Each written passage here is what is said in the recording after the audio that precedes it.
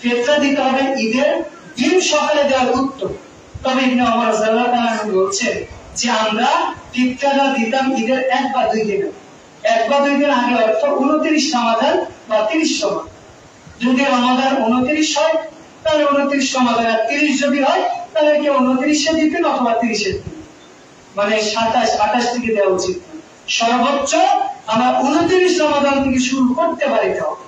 এটাও মূলত নাসিরউদ্দিন আলবানী এবং ইবনে হাজার আসকালানী রাহিমাহুল্লাহ বলছেন যে দেওয়া অর্থ মূলত যেটা ওই সৌদি আরব বা রাসূলের যুগে তো বাইতুল মালে একত্রিত হতো, তো তারা কি করতে 1 দিন 2 দিন আগে দিয়ে বাইতুল মালে সেটা একত্রিত হতো।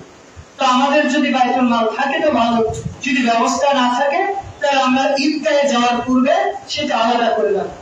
যদি আমি মানুষকে দিতে নাও পারি, সেই চাউলটা আমি আলাদা করে রেখে দিলাম, ওইটা ঈদের পরেও আমি বর্তন করে দিতে পারি, কিন্তু সেটা পৃথক করতে হবে ঈদগাহে যাওয়ার আগে।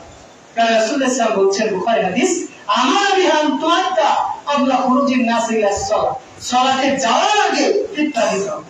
কেউ সালাতে যাওয়ার আগে যদি শোনে যে তার আরেকটা সন্তান জন্মগ্রহণ করেছে, সেটা দিয়ে ফিতরাটা আদায় করে যাবে, এটাই উত্তম। কেউ যদি দেখে ফিতরা দিচ্ছে তার ছেলে বা কেউ মারা গেছে, তাহলে ফিতরাটা দেওয়া তার প্রতি জরুরত, তবে যদি দেয় উত্তম। বুঝতে পেরেছে? এবার আপনি বলবেন যে ফিতরা কারা দিবে? হেদায়েত গ্রন্থের প্রথম খণ্ডের 275 নম্বর পৃষ্ঠায় বলা আছে, যার নিসাব পরিমাণ সম্পদ আছে, যার খাদ্য দ্রব্য আছে, বা ঈদের পরের দিন পর্যন্ত খাদ্য আছে, এর প্রতি ওয়াজিব। কিন্তু রাসূল কি বলেছে? ওয়াজিব না ফরজ? ফরজ বলেছে, বুখারী হাদিস। এই ব্যাখ্যাটা মূলত ভুল।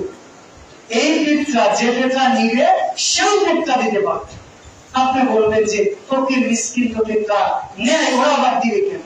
ওর যদি টাকা নাই থাকে ও কারো কাছে ধার নিবে অথবা মানুষের কাছ থেকে ফিতরা চেয়ে নিয়ে এরপর ও ফিতরা। বুঝতে পারেন না? একজন মানুষ যে গরিব ফকির মিসকিন ফিতরা নিচ্ছে, ও নিজের ফিতরা দিতেও বাধ্য, কারণ এটা ওর শরীরের হক। আল্লাহ যাকে বাঁচিয়ে রেখেছে, সিয়াম রাখার তৌফিক দিয়েছে, তার শুকরিয়া স্বরূপ সে দিতে বাধ্য। এই যে কারেন্ট বিল, একজন ফকির আর ধনী ডিফারেন্স আছে। যদি কোনো তাকে কোনো অ্যাপ্লাই করে সেটা ভিন্ন কথা, কিন্তু জেনারেল ভাবে তো সবাইকে কারেন্ট বিল দিতেই হবে। ওই যে সাধারণ একটা কারেন্ট বিল আছে 70 টাকা, ব্যবহার করুক অথবা না করুক দিতেই হয় না? এটা হচ্ছে সাধারণ চার্জ। আপনি ঈদের দিন পর্যন্ত বেঁচে থাকলে ফকির হয় আর ধনী হয়, আপনি দিতে বাধ্য।